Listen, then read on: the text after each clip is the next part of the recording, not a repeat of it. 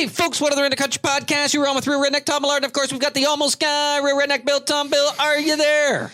I am here, and it's a beautiful night for a podcast. Yeah, it's a beautiful night for a podcast. And you know what? It's been a while since I've got to do that. It has. We missed a week there with life and events of reality. But we're back at it, and glad to be talking to you guys tonight. And before we go too far, I just want to let you know that I am wired for sound tonight. Oh, you're wired for sound? Absolutely. Define what that means. I've got my blood pressure cuff on from the Stevenson Memorial Hospital that I have a 24-hour blood pressure monitor going on, and I'm interested to see if it goes up or down talking to you Let tonight. me tell you something. I am impressed because you've had a week and a half hiatus from me, and yet here we are still needing to have the cuff on. So I feel much better knowing it's not me. I cannot be the catalyst. Well, I can tell you right now. Unless it's your heart missing me and it's slowly Is that what it is? Yeah, it's just getting weaker and it's like, Todd. 139 over something. It went off. So we're good. Over 89. So that's the start. That's our foundation base point for this podcast. And if it goes up or down, we'll let you know. Or if we hear the flat line. Candace, we need you to fill in. Yeah, there you go. Anyways. Hey, are you alone tonight? No, I'm not alone. Sitting beside me, driving me insane, as always, is the patriarch of Redneck Country, my father, Real Redneck Todd Millard. Dad, is your mic hot? It's hot. It was a beautiful night for a walk over, but I didn't get to do it. I got dropped off. We just left a soccer game.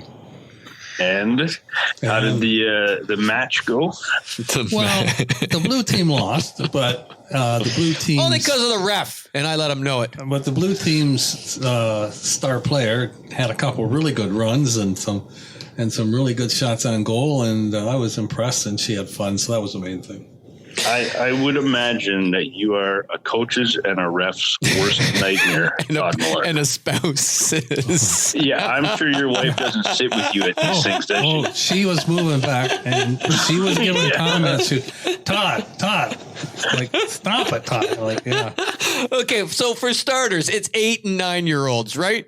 So the referee is a teenager, like, 15. His mom came and picked him up. Enough said.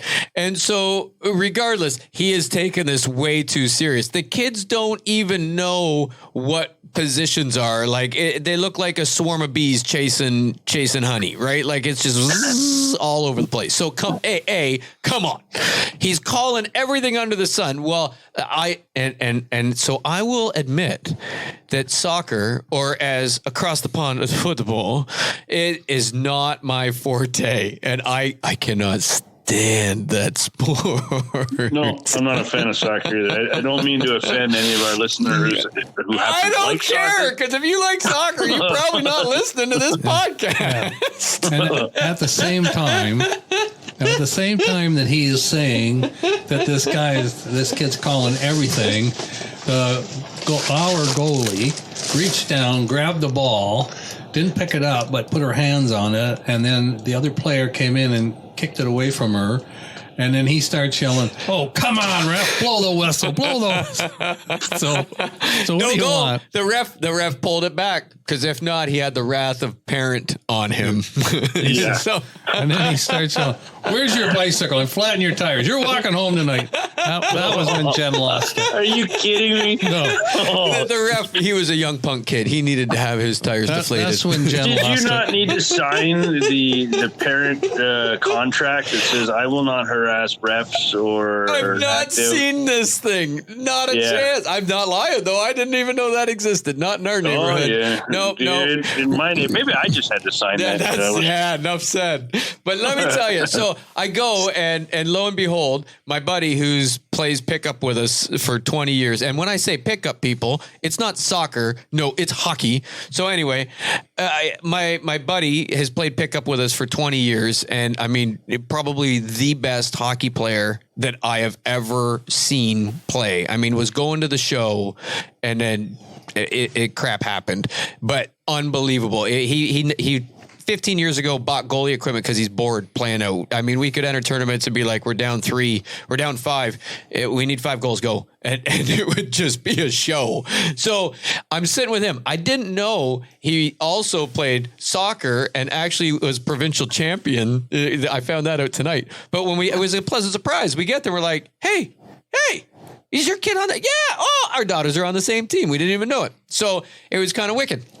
So I'm sitting with him, and he has a hard time because he's, as you can imagine, very competitive himself. And so, I can imagine. But he controlled himself. Well, no, he's Most adults do. He's very quiet to start with. So if he starts saying anything, that's the equivalent of me standing up and losing my mind. So then he was getting excited. I'll tell you what, this referee, he might be a nice kid. I don't know. But I mean, come on. The ball came in and was like reason the other team won, they kicked it high. The girl blocked with her face with her arms, and he called it a handball. And so I don't know the rules, but my buddy was yelling that was a direct or something like that. I don't even know what the term is, which means it's not an intentional handball. Gives her a penalty kick. You have an 8-year-old on a penalty kick in a giant soccer net with a smaller 8-year-old in the net.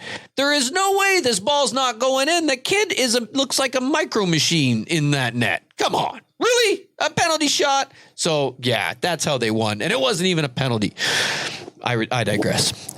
A little bit. I don't know soccer, but I get a little hot. You get there, yeah. And the ref was taking it way too serious. Yeah. Let me tell you, I wanted to shove that whistle up somewhere where he'd be blowing it if he ate some tacos. I'll tell you what. But let me tell you. So I'll end that whole conversation. We'll get to some redneck stuff by saying that any kid is just as good as the other kid in sports if they have confidence. It is not talent at that young age. Talent is made as they get older. It's confidence that builds that talent. Mm-hmm. And that's why my kid's one of the smallest, like a little rocket ship. But I said, you kick that ball with confidence. You're the best. You're the best. You're the best. You think that's your ball. You go. And that, I believe, is a differentiator in a lot of kids' mind, because you see the timid kid and you just know they're going to struggle with sports where they're physically the same. Like, they're 8 years old. Look at them.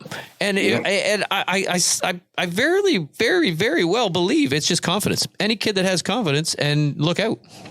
There you go. That's what we need to hear that, coaches? Confidence. Yeah. Yeah. And you tell the referee that too? I didn't have to. He could tell that we exuded it.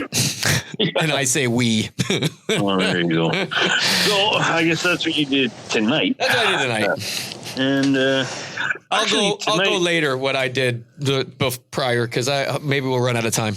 Hopefully, because I'm going to make sure we get there. So the day today, it was a very sad day for the almost guy, that's for sure, because it was the first day after the end of the turkey hunting season where I had to put my tag onto. We just lost you, Bill. Say that again. Sorry. You there? Yep. You put your tag onto what? You want me to go back? I want you to relive the moment.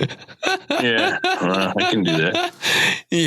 There was a sad day because it was the last day of turkey season and you put your tag on the what? 2 slices of gluten-free bread. Tag sandwich. And I had a nice tag sandwich there because the almost guy did not capitalize on a bird this year. So I'm going to go out on a limb and say it's just confidence, Bill. That's what makes the difference between a good hunter and a bad hunter is confidence. You just got to make it happen. I believe that it was commitment issues from the birds I was hunting. That's what I truly believe happened in my turkey hunting season this year. So did you get out this last weekend? I did not. So it was commitment issues by the turkeys? It was a little column A, a little column B on the last weekend. It was a very miserable, rainy weekend, and I said, I am not getting up at 3:45. I'm going to live vicariously through your dad. And the Redneck Country podcast got a bird this year. Yes, we got a bird. Yeah. Oh my gosh, I can't believe I'm saying. I mean, we got a bird based on the guide, I think. So yeah, I'm pumped. Okay, I'm pumped. And let me ask you, did you have any special meals today? We had a little bit of a commitment issue this year, Bill. Tell me about that, because I think we should end our turkey hunting season before we move on to anything else. Well, So you don't really have a end? great season when you've only committed 4 days to the hunt. Actually, that's all I did too. I did 3 days down here or up here, and then 1 day with my brother. And that was certainly not enough to get out there and make it happen. Here. Sure. And I'll tell you, it doesn't. So I'm going to comfort you, Bill, and then you can comfort me. Okay. So it doesn't make you any less of a hunter than the next guy if one season you only get out 4 times. I thought about this because I thought, what kind of a hunter am I? I only got out 4 freaking times. Normally, there's nobody hunts more than me. I mean, I'm out there. And then when it comes down in the last 2 weeks, not last week, the last 2 weeks, and I still have a tag burning a hole in my pocket, dude, I'm out there every night. I'm out early mornings, like nonstop until that tag is filled. I'd like, you know what I mean? But didn't happen. But this year, I will tell you, when it got down to towards the end, we couldn't go. The last Saturday that we were going to go, we couldn't go. It was something come up. We couldn't make it. So we were going to go Friday morning, and then Todd was going to race back in and go to work. We weren't sure where Scott and Michael were going to go. And so we debated, do we go back to the same spot and maybe mess it up for them the next morning? Or do we try this new spot? And Todd reasoned that, okay, you know what? We got to go to this new spot because we don't know the layout of the land. We don't know the layout of the woods, and we needed to find it out at least for next year. We were planning for next year. So I'm already throwing in the towel mentally on the last opportunity. We're trying a brand new spot.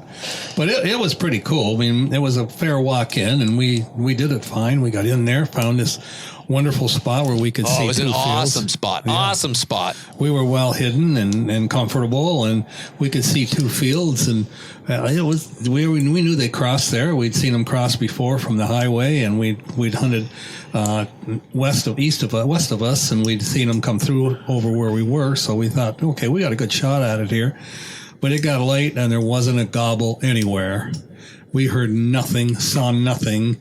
And we sat there for, a couple, 3 hours. And then I said to Todd, I really like to take a look at that field we can't see from here, the other side of the fence row. He says, well, I got to go to work anyway. Let's go look. So we walked over there, and there was one hen in that bird, and that was in that field. And that's all we saw all morning was that one hen we're on the way out. Didn't even hear a gobble. I can't remember the last time. More discouraging. Yeah, I can't remember the last time I hunted and didn't hear a gobble.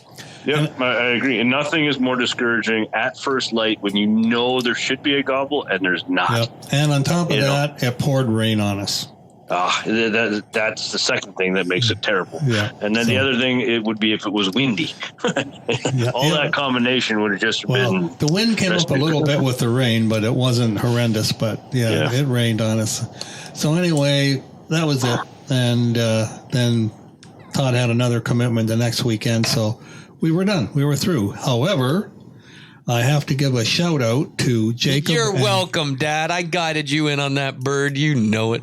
Well, yeah. I'll tell you about I cooked it in a minute, but I want to give a shout out to Jacob and Dale Butcher because they each connected on a bird late in the season and sent me pictures. And so, Dale's wife and Jacob's mom, she was quite pumped that they're going to have turkey this year. So she reported it in and sent a couple pictures. And so they had a couple nice birds. Butchers from Dorchester way. Jacob's very good. We might have to have them on the podcast, actually hear about how people shoot turkeys. Jacob. I think we might need to take some pointers and tips from somebody who was successful. Jacob got a 25-pounder, so he was pretty happy about that. And however, Dale forgot to weigh his. He had to have cleaned before he weighed it, so he was just guessing at the weight. So anyway, they were successful. Now, what I did was I took one of those breasts, like 1/2 of the turkey breasts. I sliced it in half, made a big pot of dressing, I laid out the breast on a sheet, put the dressing down, put the other half over it, tied it up with a string, put it in the oven for an hour, a couple hours until the temperature was right. And I had wild turkey and dressing. And the breast that was left over after that, I made into turkey a la king and wild turkey soup. So my freezer is full of wild turkey soup, and it is delicious. So there you go. Oh, that sounds a lot better than what I had for tag soup and sandwiches there. So, well, that's good. Congratulations, Mr. Millard, senior. Thank you. Oh. Jerk. Actually, well, Todd did work hard, and I felt bad that am I getting sympathy talk? Keep going. I'm not giving you it all. This is the Get Her Done Club, not the... I felt bad that morning because I always gave everybody the choice of the spots, and then I got talked out of that morning that I was successful at going down in the bottom. Take the top, and it paid off for me. So I was pretty pleased. See? I was pretty pumped. He's now admitting I guided him into that spot. Yeah, for sure, Don. If Todd got that bird, he wouldn't have said anything else. Like, he wouldn't have felt bad about that at all. So you don't feel bad about taking that spot and getting that bird. So no. Feel bad? Who said he felt bad? I didn't hear those words come out of his mouth. Not on your life. Good grief. So is that concluding our turkey hunting talk? That's it. That's it for this season. That's all. But I got out one time in between our podcasts here, but same deal, commitment issues, and I called her quits early. So no gobbling.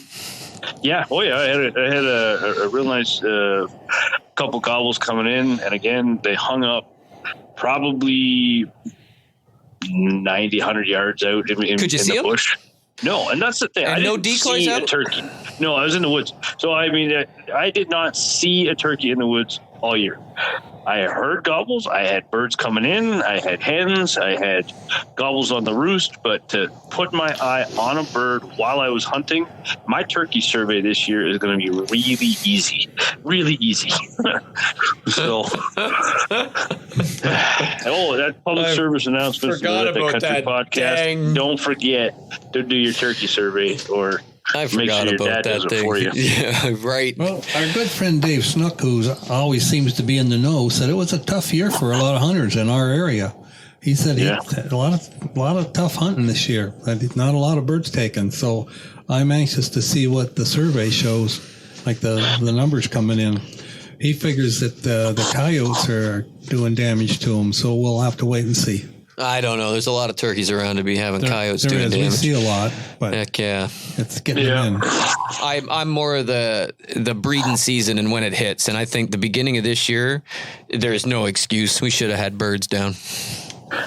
Yeah, I think so too. I think it was timing was right. Like, it just seemed like they didn't start breeding. Like, there's been years that you're noticing them breeding in March, beginning of March. I'm not going to make excuses for the way my lack of success, but I really the times that I had the opportunity to go out, the weather was terrible.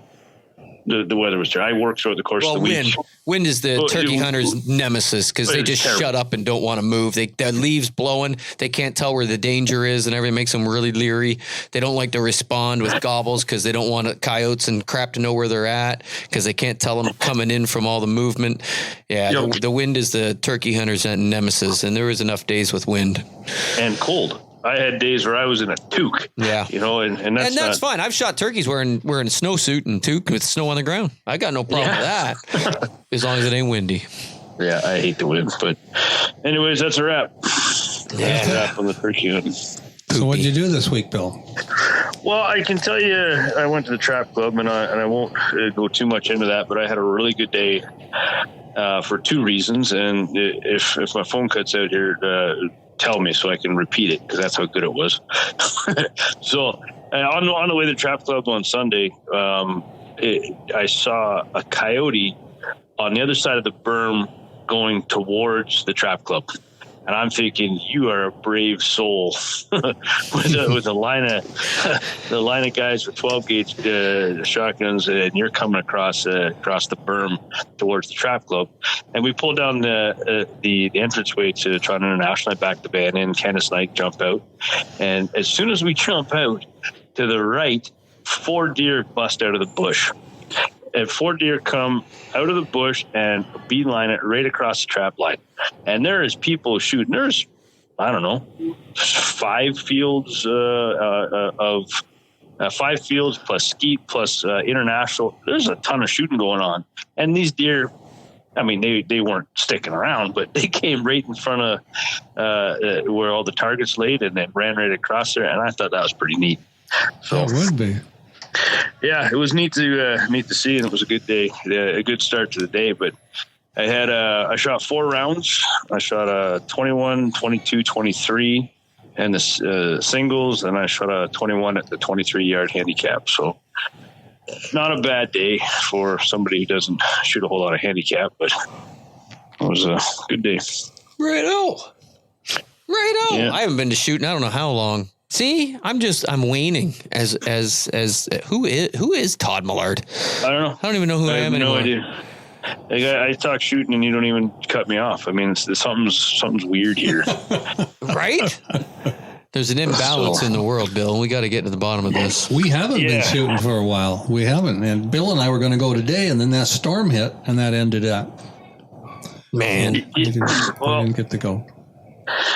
Yeah, that was that. I would try to get out there at least every Sunday. If we're too tired, it'll be every other Sunday. But I like to keep going. Frank, his dad, his cousins, he has a lot of cousins. We all shoot together, and Candace is coming along really well. She's enjoying it. She's having fun.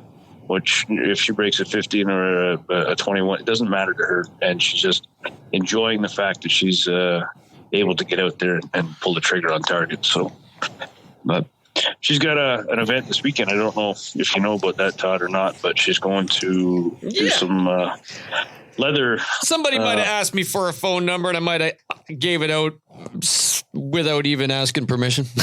Yeah, and she's been up. She was up till 1 o'clock in the morning last night. Thank you very much. Getting stuff ready, because actually it's a pretty good deal for her. She's going to go to where is it? Waterford. Yep. Waterford Gun Club, and they put up a booth. They had asked her. Janice there is running it, right? Yeah. Yeah, that's correct. And she made contact with Candace on Saturday, or Saturday, Sunday, whatever day it was, and said, "Hey, look, are you interested in coming down? I know it's short notice, but would you be willing to come down and showcase some of your leather stuff?" And she's was happy to go. She's got a bunch of things that she's done here: gun slings, belts, shooting bags, and a bunch of other jewelry and stuff. And she's going to bring a few things to sell, maybe, but it might be a good catalyst for her to start doing a little bit more leather work, and it was a good opportunity. So if anybody's out and about, Candace Tom Leather Designs will be at Waterford Gun Club this weekend for, I don't know what they're calling it. And if you're trying to find, I don't know what they're calling it. My bad. I think it's a range day. But if you're really trying to find it, it's Candace Thom Leather, because if you look up Candace Thom, you're not. Yeah, you're gonna be like, huh? I can't find this.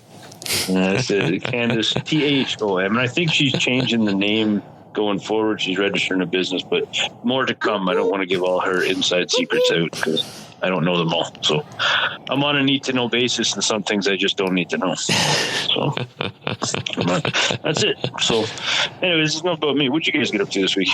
Well, Dad, do you want to go first or what? Yeah. No, what? Who? Yeah, let's talk to your dad, because I want you to wrap this up with your last weekend. And Dad, if you take all the time, by all means. Rock and roll. I didn't do a lot. I went to a car show between Lyons and forget the name of Springfield. Now, apparently it was the first car show that they ever had there, but I didn't take my car. I wasn't too sure about the show. It was 9 to 5. I didn't want to sit there that long, so I didn't really want to take the car there and be disappointed and leave. But Bill and I went to the show.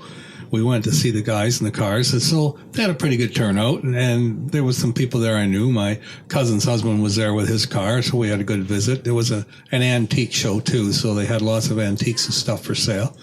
But it was a good show, and there was some nice cars. There were some cars I hadn't seen before because it was east of here.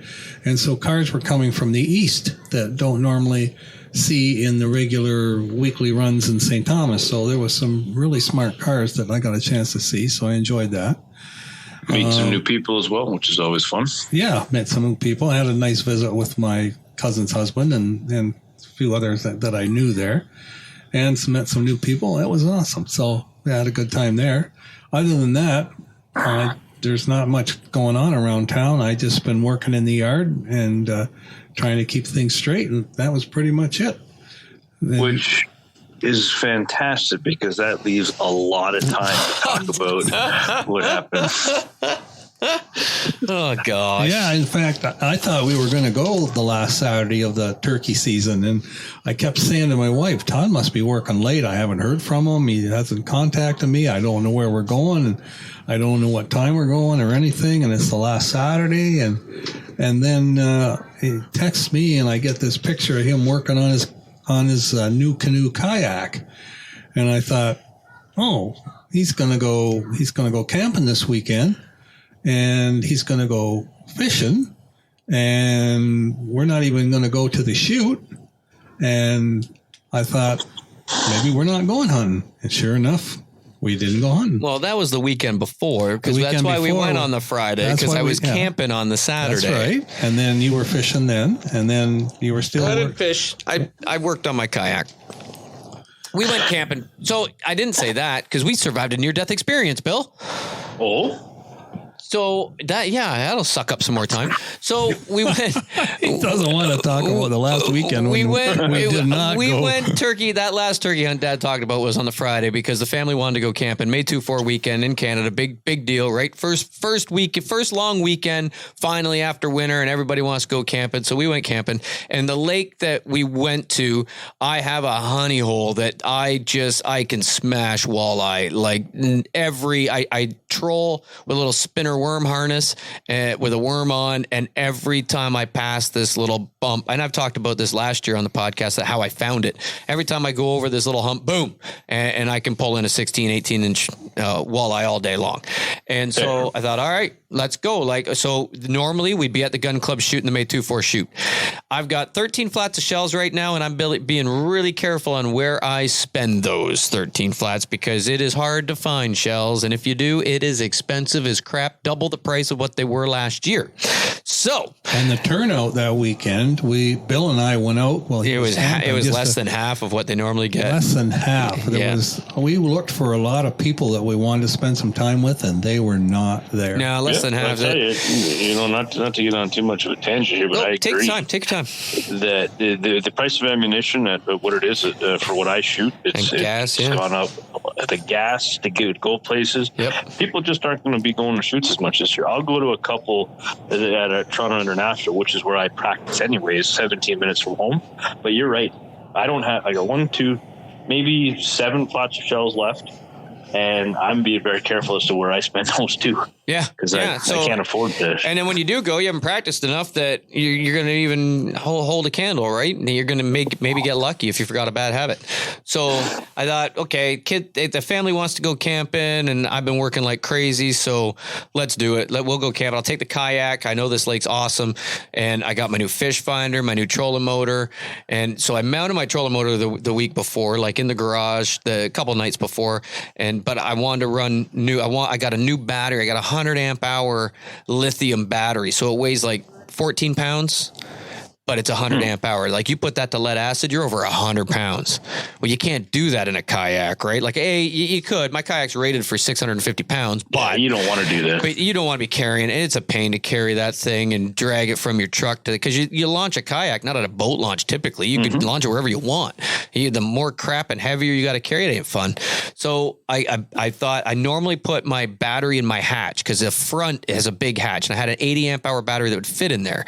This is a 100 amp hour horsepower. It goes up a class. It will not fit in that hatch just by a couple inches, but it's still really light. So I got a battery box off my trailer because we always get a hydro sight, and it had a big battery box. So I took that off. It fits perfectly because the new canoe Frontier 12 was built for the kayak do-it-yourselfer.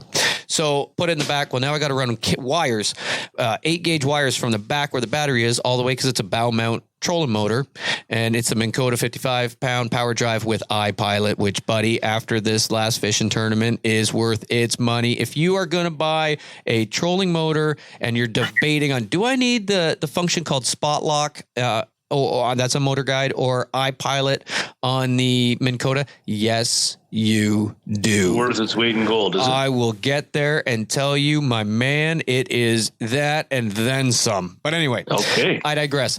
So, and then because I really debated it, do I need it? Do I like, it's an extra couple $100? Do I really need it? Oh my gosh, dude. But let me get there. So, and then I got my new Garmin fish finder that I got for Christmas that I haven't mounted that yet either. And so I got to mount that. So we get to the trailer and we set it all up. And so the next day I thought, okay, I'm going to take today, get it all set up. If I get done early, okay, then I'll go out fishing. But if not, well, I got tomorrow. So I was working on it. Well, then I got some more brain. Well, wait a minute. I could put I had lots of electrical ports. And so I'm like, I'm laying them out. Where do I want them? I had to go in, get a drill bit from town and get one of them step bits so that I could get the size just perfect. Cause you want the holes you drill in your kayak to be filled perfectly. So went in, got a step bit, come back. And so I did most of it, but I still wasn't done come Sunday. So I was finishing it on Sunday. So on Sunday, the soldering iron that I had for soldering, I'm just soldering the last few wires, it bites the bullet. And I'm like, are you kidding me? I got a few wires left. I said to Jen, all right, it's getting to be 1:00. I need a soldering iron. I'm going to just pop into town, hit the local Home Hardware, Home Depot, Canadian Tire, whatever I can hit, get a soldering iron, and I'll be back. It looks like it's about to rain, so it'll be the perfect time.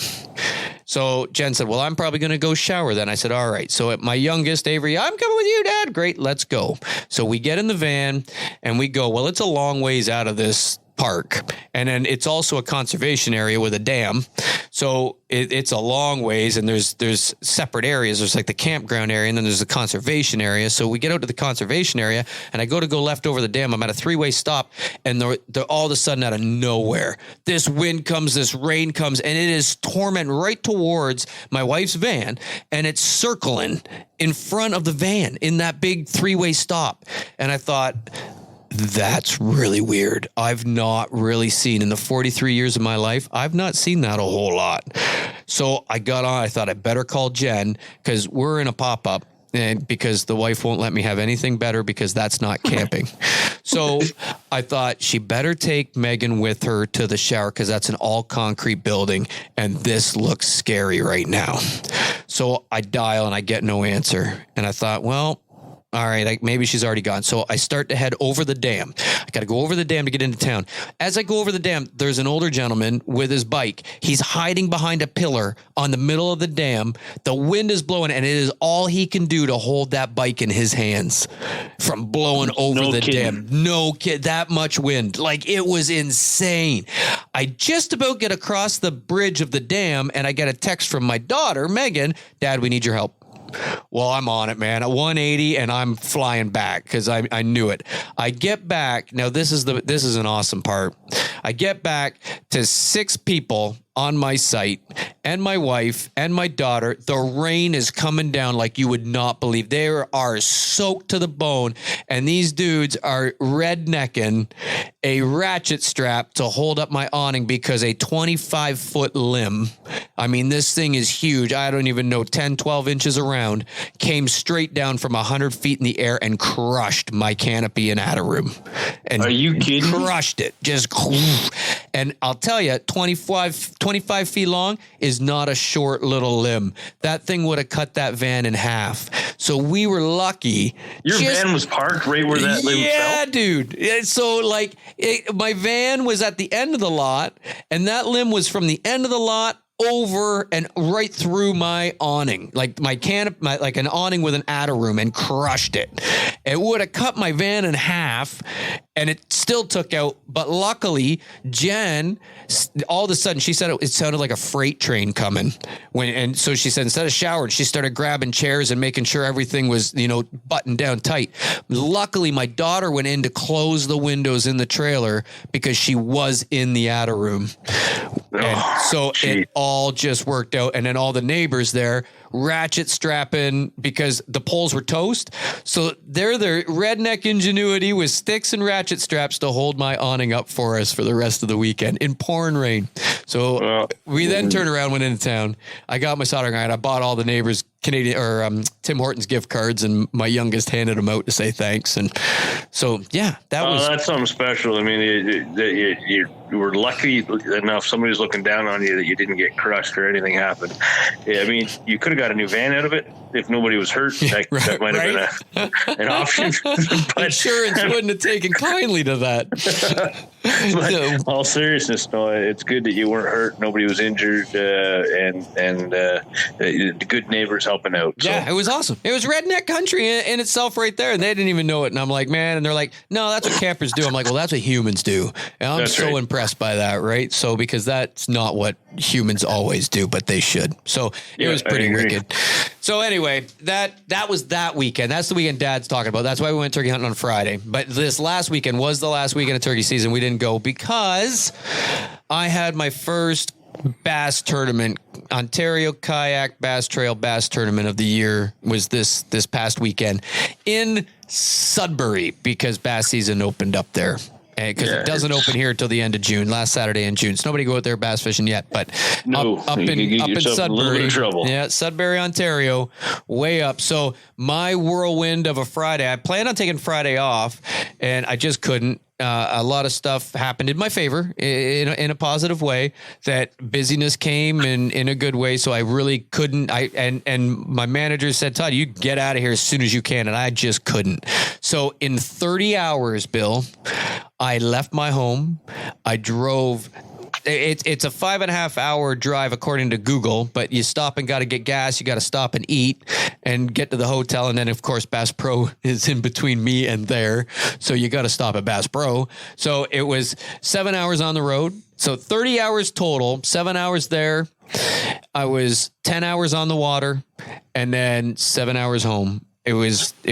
That's a long haul, and that's not even. It was actually 30. What did I say? 30 hours, I think, was my total time. So do the math on however long it took me to get home. I cruised home pretty good, but 31 hours. So 31 hours. That was my day. I was back home Saturday at 10 p.m. Tell me how the fishing went. Oh, that's what. Okay, so on the way up. It was unbelievable because I had gone to Bass Pro. I texted you. I almost went. I had to be very close to your place, and I'm going down. Close. There was if you went up to 400, I did. You passed Royal Distributing. Yeah. That's my exit right there. Well, it had me detour right after, not too far up the 400 from Vaughan because traffic, because I'm hitting there at like 5:30, which was absolutely stupid. And I couldn't do what you do, buddy. I could not. Welcome to my house of pain there, my friend. So Waze on my phone is taking me off, and I was on Queen or King, or I don't know what that side road is. It runs parallel there to the 400 right off it. And so I drove up that. There was turkeys everywhere, buddy. I don't know how you didn't shoot a turkey. I had a gobbler 20 yards from the truck on a knoll, nothing around it. Redhead standing there staring at me. It was insanity. And I still didn't get a bird, but we digress. I digress. So anyway, I'm on my way. I get past that, and I don't know how far. I didn't think I was maybe an hour away from you. I thought it could have been more. I'd have to, I guess, check my phone. But as I'm driving, that's when the rocks start to come, right? And you got the cliffs on both sides where they blow the dynamite, and it's beautiful shale rock and lining the highway. And at times, it's 100+ feet in the air. And you're like, it's almost like you're in a canal, but you're not, right? Because of the rock walls on each side of the highway, Highway 69. It's a pretty cool travel. It is beautiful. And then where it breaks, it's water rushing, like the French River running through, and with rapids, and like it's just unbelievable. So I'm coming, and there's a deer crossing sign, and I'm like, oh, deer crossing sign, and there's 2 deer standing right there, almost like they knew that's where you had to cross. And I'm like, Wicked. Well, then I look left, and there's it was in a spot. I bet you at least 100 foot of wall of rock. That's why the raccoons get killed so much. They don't have signs to show them where to cross like the deer do. Yeah. Good grief. Anyway, so I look to my left, and there is 100-foot wall of rock shale right there, like at least 100 feet way up with woods on the top. And I look up and I go, who would have taken the time to put a freaking like a moose statue up there? Like what? And then all of a sudden it looks down and moves its head and looks at me.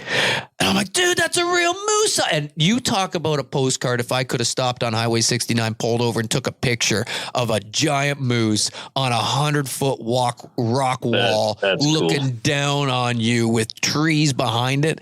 And it was on the edge. I was like, don't jump. But dude, it was awesome. It was jump right in the back of your pickup truck for the ride home. No doubt in my mind. I'd have held him too, man. It's a big truck. Anyway, no, he'd wrecked my kayak. Anyway, so I get up there and I had called Sudbury Travel. Sounds of it might have done you a favor. But yeah, you're not wrong. I called Sudbury Travel ahead of time to find out because I knew you have to dock. Part of this tournament is you have to dock where others can dock. So whether it's a pay dock or a public dock, it doesn't matter. But you got to put your kayak. You can even park on the side of the road and go in as long as you don't cross private property. Everybody that's in the tournament must be able to dock there, whether they can afford to pay it or not. Like you just can't go, oh, my dad has a cottage and I'm going to go stay there. And then I'm going to put my boat in right on the water behind his cottage, because not everybody can. That's private property. So I had looked up on Google. One of the guys that works for me said, oh, I used to live in Sudbury. Moonlight Beach is awesome. So I called Sudbury Travel. He even suggested, he says, call Sudbury Travel. They have a great travel. And I'm like, really? Who calls local travel? I'm going to do it from now on. I get on the horn and this lady answers. She says, I kayak all the time and I go out of Moonlight Beach. It is a beautiful paddle. I'm like, I ain't paddling, lady. I got a motor, but that's good to know. So I said, where do I stay? She says, not less than 5 minutes up the road from Moonlight Beach is the Moonlight Inn and Suites. And it was just under new ownership and it's redone and it is beautiful. Sounds like you met a new friend. Right? So I call them, I book it, $95 for the night. I'm in, perfect, get free continental breakfast, doesn't matter. I'm gone in the morning anyway. So I pull in. And if she's a kayaker, she's as crazy as you are. So carry on. Or athletic as I am. Yeah. So I pulled into this hotel at like 10 o'clock at night or 11 o'clock at night or whatever time it was that I got there. And the gentleman's really nice. I said, hey, it's Todd. I said I'd be late. And he's like, yep, here you go. He goes, continental breakfast at 7:30. I said, buddy, I will be gone at 4:30. I'm going. He goes, oh, you're in the fishing tournament. And because this parking lot is littered with kayaks. And I said, yes, I am. And he said, and I asked, can I leave my kayak in the truck? It's going to get stolen. He said, nope, good end of town and cameras everywhere. Perfect. Good to go. So he says, you know what? I will bring you a to-go bag. You go get settled. What? I'll knock on your door. And I'm like, what? He's like, continental breakfast is included in the $95. So it's not fair that you have to leave. And I'm like, really? That's good people right there. Because I said, there's a Tim Hortons around, right? It's 24/7. He's like, yeah, but no, I'll bring you something. So sure enough, dude, this bag, I got apples, granola bars, yogurts, juice boxes, and microwavable quiches. And in my room is a microwave. Dude, at 4:30 in the morning, I'm eating microwavable quiches and apples, and it was awesome. And my own Keurig machine in there for $95. I mean, I had $20 worth of groceries in that $95. Well, probably the reason why you did so well in the tournament is because you ate I was well fueled. Anyway, I will tell you though, I was getting some nice pictures of pike during the day, and I was envious that he actually was catching pike, because the last time I went pike fishing with him, I lost my pole before I caught a pike. Are you ever going to let that go? He did. It went to the bottom of the lake. I had to make sure he could still swim. He looked hot that day. Yeah. Anyway, so I knew I had to be there from previous tournaments of last year. We thought an hour early was early because your line's in at 6. You're allowed to be in the water at 5. We thought an hour early, be there at 5, get your kayak ready and get in was early. I knew it wasn't. So you need to be there an hour and a half early. So I was there at good time. And the lady had told me, if you go to the second parking lot, it's easier to get your kayak to the water. I'm like, score. Everybody's in the first. Because everybody is trying to launch at the same time. You got it, right? And you're fighting, you're trying to get, but this is a beach. Now, normally I am at a launch, and so you're as wide as a boat launch. So 2 or 3 kayakers at a time. But when there's 93 in the tournament, or like last year when the tournament was going 130, every place you can launch, there's people launching, like you're waiting, right? And parking lots are full. So I got there early. She says, go to the second parking lot. It's right over top of the beach. You can watch your stuff when you go to your truck. So when you come out, if there's people on the beach, you can still keep an eye if you got to make a couple trips. And she was really smart and nice about it. So I said, great. So I went to the second parking lot. There were still guys there. So everybody's loading up. I wait for everybody to go because, dude, I have a motor. So you guys go ahead, go get your paddle on. And the majority of the guys got pedals, which can go just as fast, but I don't have to work. So I finally get my kayak down the water. I get it launched in there, and I have already got a game plan built. I am navionicsed up. I know right where I am going. Go. I've got a mission. I have Googled the crap out of this. I know they're in 20 feet of water, and there's a spot called Bass Island. That's spot number 2 because it's on the way. Is there a different island? It's spot number 1. I'm going to hit there first. So I've got a game plan already mapped out, and I am not leaving 20 foot of water because I'm catching the big smallmouth. Because the way to win the tournament, don't catch the little dinks. You got to catch the big smallmouth, and they're in 20 feet of water.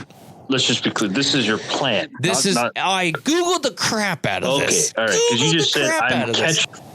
So I get up to the island that I planned on fishing first thing. There's already people fishing it. So I'm like, okay, I got to find a spot. I get around the side of it, and there's a good spot where you're not going to infringe on somebody else's fishing. You're not a jerk. So I'm right there. Now, what I haven't told you is this new motor with iPilot. I want to stop there. Normally, I'd have to throw my anchor out. I'm in 20 feet of water, right? I'm going to stay in 20 feet of water is my whole game plan. So I got to throw my anchor out, but not now. I got spot lock on the motor guide, but on the Minn Kota, it's called iPilot, but it's got an anchor button. So I hit the anchor button, and this thing remembers where you hit it by GPS. And if you coast too far, it slowly brings you back to that spot. And then that motor just works to hold you in that spot. And you're running that off like a little pendant around your neck? Yes. So the remote is bigger than my motor guide remote because it's got the GPS and everything. It's got an LCD screen on it, right? But yeah, I wear it on my neck. So on like a long, like a keychain, one of those keychains that you'd get, right? Like the long ones. Phoebe's got the same type of thing, and I'm just waiting for one of you guys to drop it in the water. So I don't know if it floats or not. I don't know either. Or is it waterproof when you I'm fall pretty in? sure it's waterproof. Oh, bite me. I'm pretty sure it's waterproof. So, but yeah, you hit it, and dude, I used it all day, and I'll tell you, 100 amp hour with that 55-pound Minn Kota. So my old school 55-pound motor guide that I had, and it was an older one, like a 2006, and it didn't have GPS. But it ate up my 80 amp hour battery probably in 6.5 hours. I had 80 amp hour LifePo 4 lithium battery. And so I thought, man, is even 100 going to be enough on this 55? But because it's newer and it's got the digitizer maximizer, they call it in there, but it's like what do they call it? A PWM or whatever, a modulator. So it, depending on how fast you go is how much juice you use, where the old school motors on or off, that was it. It used the max amount of juice every time you hit the go, whether you're on speed 1 or speed 20. So they say, don't go full out with your power drive, just use it at middle speed and you'll get a lot more out of your battery. But I'm like, screw that. I've got a 100 amp hour battery and I want to see, and I do have a paddle, but I got the 80 amp hour in the hatch that I really could just pull out and hook up to if my 100 amp hour runs out, and I just would lose my fish finder, or hook them both up off the same battery and hope I don't get interference. So, so I use that thing. I will say ahead of time right now, I use that motor full out. It's got 10 speeds, but it goes by half steps. So it's got 20 speeds. I used it at speed 10 every time I moved somewhere nonstop. And when I stopped, I used spot lock every time, anchor on it every time. I did not use my anchor once. So that motor did not turn off all day. And I still had juice in that 100 amp hour battery after 10 hours. That's crazy. And like you said, you were moving things. I was fishing everywhere. Like and when I wasn't successful, right? That motor was still working because I used that anchor feature that it kept me in spot. It never stopped moving, just really softly, really slow. You got to coast right over there. I said, you got to move so much when you're not successful, right? Oh, you got to keep moving. You got to find them. That's bass fishing. With all your research, you gotta keep going on all your spots. I'm not catering to your negativity, Bill. So anyway, I come up to this spot and I'm like, "Ooh, this is a good spot." There's an island. It's all shoals. This whole lake is shoals, and every island or side it goes like 2 feet, 3 feet, 4 feet, 5 feet, 20 feet. Like crazy fast. Some spots 14, but a lot of it just drops. And so to me, I'm like, that's the money. They had 20 to 30 feet. This is what I Googled. So I grab a swim jig, which our buddy, he's been on our podcast before. I've gone fishing with him forever. A good fishing buddy of mine, really, really good buddy of mine forever. Petey Pavasic, PP1 Fishing. So I get him on the horn. I'm like, buddy, you told me to get this swim jig. What's going on? He catches smallies like you would not believe. And I'm typically a largemouth guy. Those I can target, right? Weeds and top water, and give me a tube jig or a wacky worm and I'll fight through and find them. But smallies, they elude me. But this lake is nothing but smallies. And if you want to win a tournament, they go by length. Yeah, you need smallies. So, and I want big ones. So I want the deep water smallies. I want the monsters. So I'm fishing. He says swim jig it, buddy. So I throw on the swim jig as soon as I get there, and I throw in, and the first cast, I get tap, tap. Oh, that's a good sign. This is a really good sign. So I miss it. I cast again, tap, tap, miss it again. Third cast, boom. I feel the hit, like my line just starts to go. And so I start to set the hook, and it's like nothing's even there. Just my line is just loose, just boom. Nothing there. I reel in. Not tying 101. No, and it was rock solid tied. It lasted 4 taps, 2 taps per time. No, it was something big. Just grabbed it and just bit it. It was bit clean off, just like it wasn't even there. Just your line just goes limp. Just boop. Have a good day. It wasn't any tug back or nothing. It was just gone. Like, yeah, frustrating. That wasn't a smallmouth, right? Like, so now I don't feel so bad. That was probably something bigger than a smallmouth. So with teeth. So I tie on my other swim jig, the identical one. Start casting it, about 5 or so casts later, bang, now it's on. And this thing's diving deep and fighting. I'm like, this is a smallie. It is driving to the bottom, and I'm reeling, and I pull it in. And I mean, it was a good 22, 24 inch pike, but it's not a smallie.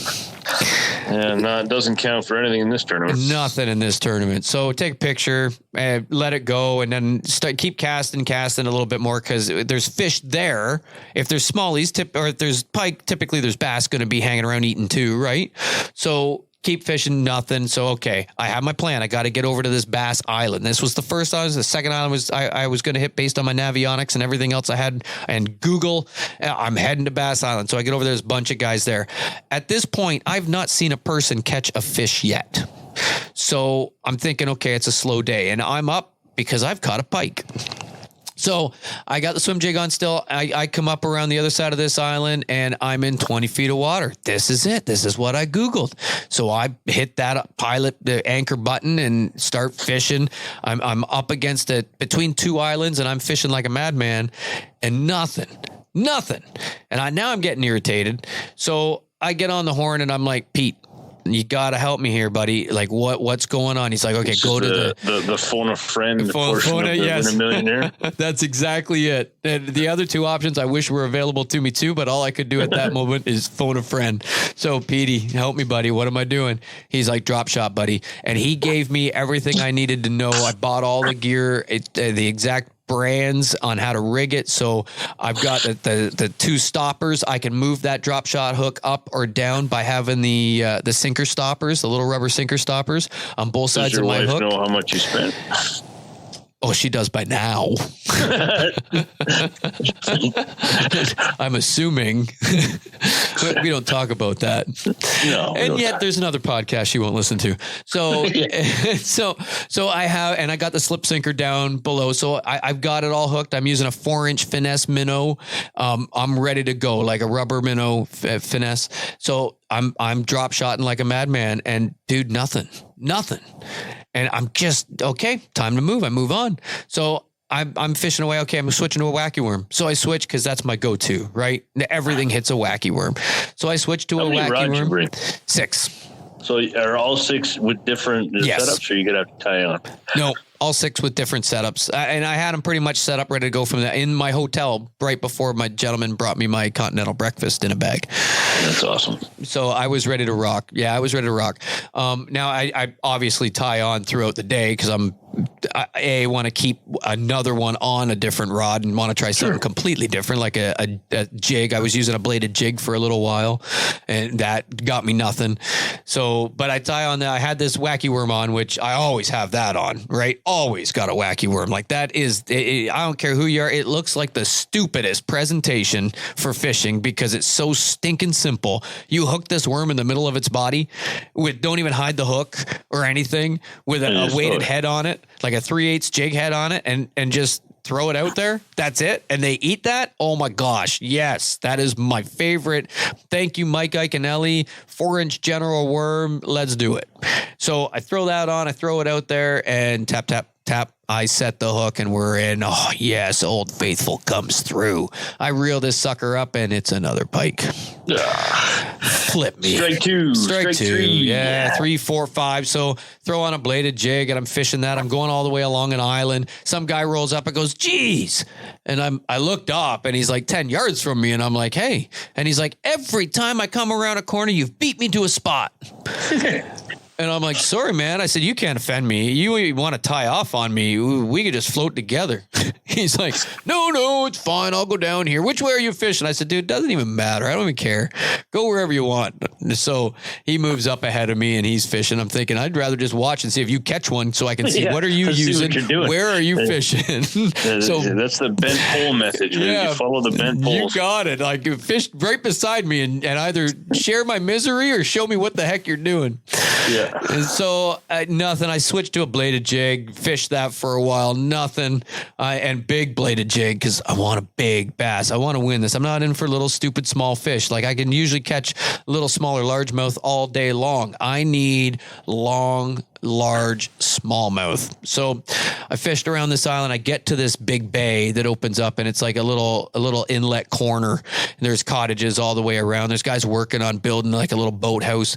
So I anchor in the middle, 10 feet of water, fishing back to 14 to 18 feet. And I thought, I'm going to try something completely different. I'm throwing on a spinner, a MEPS 3. And I'm in the nickel capital of the world. So I threw on a nickel colored MEPS 3. Oh, you and Stompin' Tom right there side by side. I tell you what. So on a Sudbury Saturday night, so I start throwing this and bam. Oh yes. I'm in 10 feet of water. That's where it's at. I start reeling. It's a pike. I throw it back. So I throw it out again, start reeling. Bam! I reel it in. It's another freaking pike. I mean, if this was a pike-a-thon, buddy, I would have crushed everybody. Not one so far, freaking I have small not bass. heard. You didn't catch a single bass the whole time. Well, you were in a bass tournament, right? Right. Now it's getting to be noon. I've been fishing since 6 a.m. I'm starting to get dejected now. I don't even like. I don't even care. It took you that long to get dejected? Yeah, I mean, you got perseverance. I tell you what, I got some stamina. So I'm like, now what? Well, screw it. Let's go try something completely off the wall. And I'm going to islands that I haven't seen guys around. I'm going to 40 feet of water. I'm going to 30 feet of water. I'm going to this island that's so full of seagulls. There's poop running down the sides of it from where it runs. Like it's white on the rocks. And maybe they like to eat seagull poop. So I'm going to fish right below that. I don't care if the seagulls are dive bombing me. Nothing. All day. Nothing but pike. And finished it up that way. Big old fat So I'm like, zero. yeah, I thought, okay, so it was a tough day for guys, right? Like it had to be. It was rough. Nope. Do not ever look at the leaderboard. Dude, I can admit it. I'll tell you what, maybe 15 of us didn't catch a fish, didn't log a smallmouth at a 93. Your fishing partner? He didn't go. I was by myself. Oh, you were. Okay, flying solo. Yeah, I was by myself. So come to find out, you gotta take the picture with Tourney X as an app, right? So the way they do these tournaments, and I said this before, you have a catch board, has to be a catch board or a hog trough. That's the brand names. So you catch the fish, you put it on the board, mouth closed up against the bump end, right? Facing left, its face has to be against the end of the board. You take a picture, you submit that picture with a little tag that identifies who you are up into the app, and then you get judged and entered in the leaderboard. So I start looking at, which I should have done this. And I thought, I'm not even going to look at my phone because I don't even want to know how bad the damage is on these guys. Stupid me. I should have looked, because after it was over, and I mean well after, because they close it while judging is happening at 3:00. The tournament's over. So they close it about 2:30 to start the judging. They don't open it till about 5:36. So I looked that night, and guys are docked against the shore. They're so shallow, and they've got 19.5-inch smallies on their catch board. You were way too deep. You think? Oh, I'm nothing like stating the obvious, but you were way too deep. Every single picture, you could see the bottom of the water, like it's like right, like they're docked. I'd have to pull my motor up. They were so shallow, and I'm just like, why didn't I just do that? Why didn't I? Because I was set in my head. Learned, right? What's that? These are lessons learned. You look at the leaderboard. Maybe they give you something away for where they are, the surroundings, what kind of 100%. Why didn't I do that? Yeah. Why didn't I at least go? Too, though. Well, why didn't I at least go try and fish the shoreline? Because I seen enough guys fishing the shoreline. Why didn't I go? Like, there's 93 kayaks in this lake, in Lake Ramsay. It's not a big lake. There's kayaks everywhere you turn. Why didn't I go try to fish near one of them? Because obviously somebody had something figured out. Yeah. But I didn't. I was trying to pioneer it myself, and that's where I always hang up myself, because I want to be a trendsetter. I'm the hipster, right? I was catching fish before you even knew what fish were. You were 0.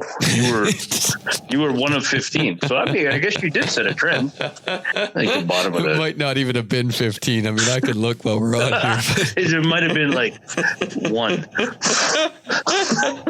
You were it. No, there was others. But yeah, it was.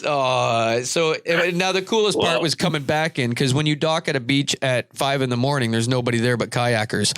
However, on the very first nice Saturday of the year in Sudbury, and probably the warmest because it's Sudbury, when you come in, that beach is full of people, and now you've got like 40 kayaks, 30 kayaks coming into where they launched in the morning, all at 3:00 with families swimming in the water. Let's say it was a motor up kind of paddle in so that you didn't take somebody's heads off. Well, did they have the deck chairs with the 3 guys playing the fiddle like on the Titanic, coming there just to in my head fiddle you in and say, the sympathy march for right? Todd Millard. Okay, so the last person out of 93 anglers, I was 85th, but I was tied. Technically, I'm tied for 73rd. So out of 93 anglers, they stopped catching fish at 73. Okay. Yeah. All right. But from 73 all the way to 54, they were all only 1 fish catches. So they didn't figure it out. They just got lucky. Is that what it is? Yeah. See, and I'm looking at their pictures, and you can't see the bottom in their pictures. So they were not in shallow. They were in deep water with me. All right. Well, lesson learned. I guess there's only one way to go from here, and that's up. Next one's Lake St. Clair, and then the day after that, which is opening day, and the day after that is Rondo Bay. Well, you've got enough time to Google. Both of those are in my hood, brother. I've never had one of these tournaments come this way. They've always been way up north. I expect big things from you because you just set the bar. I'm going on record. It's already mapped. Navionics done. Petey is the king of smallmouth bass in St. Clair. And he has already shared me his pins. Is he going to catch the fish for you? You shut up. I would only employ him to do that because they say fish are attracted to estrogen. So maybe he would have more than I. But okay, well. yeah, I said it. Pete, what you going to do about it? But anyway, excuse me. So I've already got it. I've already talked to him. I've already got it marked where he slams them. And I mean, dude, pictures to back this up nonstop. So he's like, this is where you got to be. Go from here to here. You're good to go. I'm ready to rock. I'm ready to dance. So St. Clair's, and then Rondeau, me and my brother-in-law hit that like crazy last year on off tournament days, like when it wasn't tournament fishing weekends. I know where to go in Rondeau. You just got to be, it's not big. So you got to be early. You got to be there first. Yeah. So good deal. Well, that was a good podcast tonight. Unfortunately, there was not a whole lot of success stories in this podcast tonight. We can be humble. See, and that's what I wanted. The whole point of this podcast, I think, because I'm saying it after the fact, and it's going to make my ego feel a little bit better. It doesn't make you any less of a hunter or a fisherman. Because you didn't. Well, I've been telling you that for years. Life creeps up on you, and we're like, and when you're not successful, the almost guy, okay, you're not wrong. This is your theme. This is your podcast. Welcome to my house of pain, everybody. I hope it's not contagious. We just shake this. I got to get to the doctor, get me a prescription. Yeah. But yeah, when life comes in, bills, you got to pay. You got to do things. Doesn't make you any less of a hunter. Don't ever feel bad because you didn't hunt as much as you have the year before. You don't hunt as much as the other guy. You're still a hunter, still a fisherman. I don't, and we don't think any less of anybody. We just want to get out there and make the memories when we can, where we can. So, good luck, everybody, in this week, and we'll, as far as I'm concerned, we should wrap this up. No, wrap it up. We'll talk to you in a little bit, Bill. I got to wake Dad up and let him know we're done. Take care. Oh, there he is. Hey, he's back. What'd you do this week, Dad? Well, right on. Have a good one, Good Bill. night. See you later. And that'll do it for this week, folks. For the Redneck Country podcast, I'm Bill, the almost guy Tom. And I'm Todd. And thanks for listening. And folks, if you want to be part of the podcast or you want to give us some feedback or really contact us about anything, feel free to email us at podcast@theredneckcountry.com. Again, that's podcast@theredneckcountry.com. Thanks for listening. Talk to you again next week.